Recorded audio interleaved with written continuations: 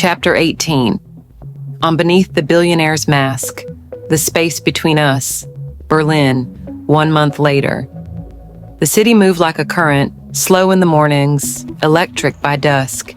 Eliana walked its cobbled streets with charcoal-smudged hands and a sketchbook under one arm, her phone almost always on silent. She was working more than she slept.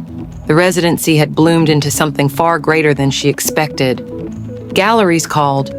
Curators invited her to dinners that turned into offers. One collector had already commissioned a new series for a Scandinavian museum. She should have felt unstoppable. But sometimes she looked up from the canvas and reached for her phone, only to remember she hadn't heard Damian's voice in 3 days. Distance, it turned out, was louder than silence. Brooklyn, the still laugh of Damian Wolfe. Damian's mornings were different now. No assistants, no board updates, no digital pings to pull him out of bed. He read novels he'd never finished, cooked without apps, took walks without earbuds. He was rebuilding the brownstone room by room, stripping away its cold modern lines and turning it into something warmer, something real. But beneath the new rhythm, something gnawed at him. Eliana's absence wasn't a void. It was a presence, like a song stuck between verses, a pause that grew longer each day. The missed call. It happened on a Wednesday. Eliana, exhausted and finally free from a 6-hour review session, stepped outside to call Damian. He didn't pick up. She left a message. "Hey, it's late here. I saw this woman in the cafe who reminded me of that first night at Wolf Tower." I laughed to myself. I miss laughing with you. She hung up quickly, heart tight. Damian listened to it an hour later, sitting alone on the kitchen floor. He didn't call back. Not because he didn't want to, because he didn't know what to say anymore that didn't feel like pressing pause on her brilliance. Eliana, the studio visit. 2 days later, Eliana's Berlin curator stopped by her studio unexpectedly. He studied her recent pieces in silence. Then, "There's a shift here." "What kind of shift?" He pointed at a large triptych she hadn't titled yet.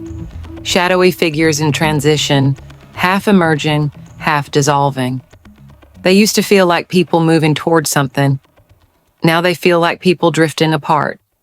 Eliana froze. The curator continued, "It's beautiful, but sad." She stared at the canvas long after he left, and for the first time since arriving in Berlin, she wondered, was she painting truth or trying to make peace with distance? Damian, the letter. He didn't send that night. Damian wrote her a letter on paper. His handwriting had gotten worse since college, but he didn't care. "I'm proud of you. The world is seeing what I've always known, your fire, your elegance, your edge. But sometimes I wonder if I did the right thing letting you go alone. Not because I doubt you, but because I miss the sound of your footsteps in our home. Come back when you're ready. Not for me, for you. And if I'm not who you want when you return, tell me I'll still be glad I waited." He folded the letter, didn't mail it, just tucked it into a book of hers she'd left on the shelf, the collected poems of Ada Limon. Eliana, the question in her chest. The next night, she stood on the balcony, watching Berlin blink below her. She could stay. They'd already offered to extend the residency.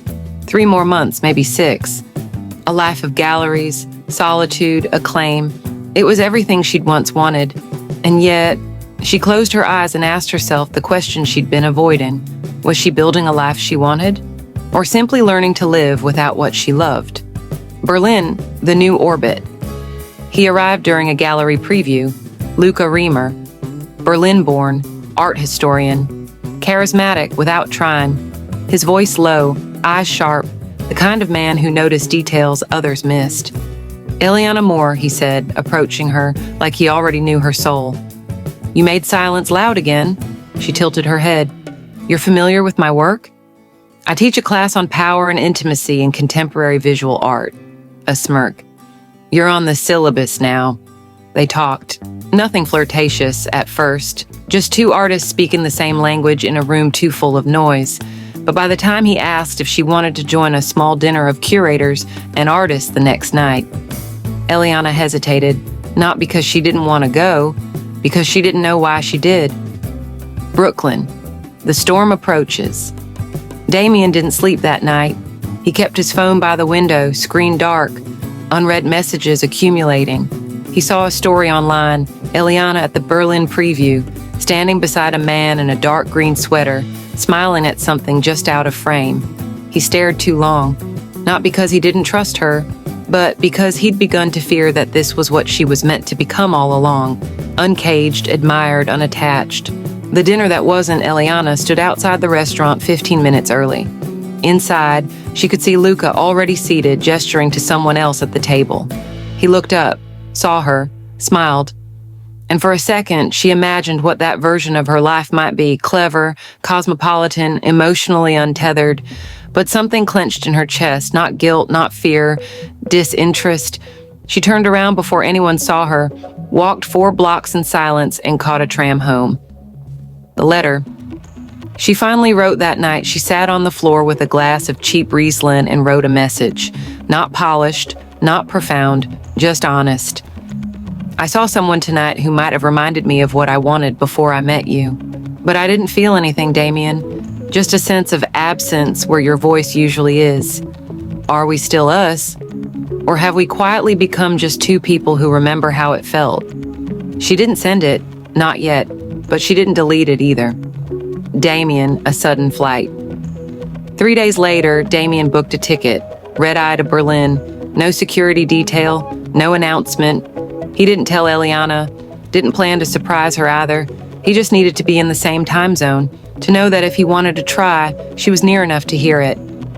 In his jacket pocket, the letter he'd never mailed. Tucked inside it, the Polaroid she'd taken of them on their first weekend upstate, the one where they looked accidentally in love. Berlin crossing paths. She was on her way to the studio when she saw him, Damian, standing outside her favorite coffee shop with a confused-looking barista and a cup he clearly hadn't ordered correctly. She stopped walking, heart, stomach, breath, all tangled. He saw her, the kind of moment that happens in slow motion, but feels louder than thunder. He smiled, only slightly, then held up the cup. Apparently, Kaffee mit Hafermilch is harder than it looks. Eliana walked toward him without a word, and when she reached him, she didn't kiss him. She just pressed her forehead to his chest and let herself breathe. Berlin in from the cold. They didn't speak for the first 5 minutes, just walked. Damian's suitcase rolled behind him softly. Unnoticed, Eliana led him through side streets past the edge of the spree until they found a bench beneath a weeping willow. Tourists passed in the distance. Neither of them moved. Finally, she said, "You came. I didn't know what else to do. That makes 2 of us." They sat in the cold spring wind curling through Eliana's coat. "Was it about Luca?" she asked. Damian blinked. "I saw a photo." "I shouldn't have let it matter." "It didn't matter," she said. "Not in the way you think." She looked at him then, really looked. "You were always the risk. The chaos, the unknown. But I never wanted calm. I wanted truth." He nodded slowly. "And what's true now?" She hesitated, then, "I still love you." But I think we stopped asking each other what we needed and started assuming we'd already given it. What we need. He pulled the folded letter from his coat and handed it to her. She read it, silently, then placed it carefully in her lap. "You waited." He nodded. "I didn't know if you wanted me to." Eliana reached out and touched his jaw gently. "I didn't want you to wait," she said. "I wanted you to live. But I hoped, selfishly, that you'd still be there when I looked back." He smiled. "Turns out I did both. The choice, not a proposal, but a path." That night back in her flat, they talked, truly talked, about space, about love that doesn't demand, about futures that don't revolve around sacrifice, but support. Damian told her he didn't want to take her from Berlin, but wanted to build something that could include both of them without either shrinking. "I don't want you to come back because I need you," he said. "I want you to come back because you want to keep choosing us." Eliana nodded slowly. "I'm not ready to leave Berlin yet." He swallowed. "Okay, but I'm ready to build from here." She walked to her desk and pulled out a worn folder, her sketches, unfinished pieces, color palettes. I have a show here in 6 weeks. After that, I'll take New York or London or wherever you'll be if you still want to be part of the equation. His voice was warm. I'm already in the equation. No matter what side of the equal sign I'm standing on final scene, 2 artists, 1 fire. 6 weeks later, Damian watched from the crowd as Eliana's Berlin exhibit opened.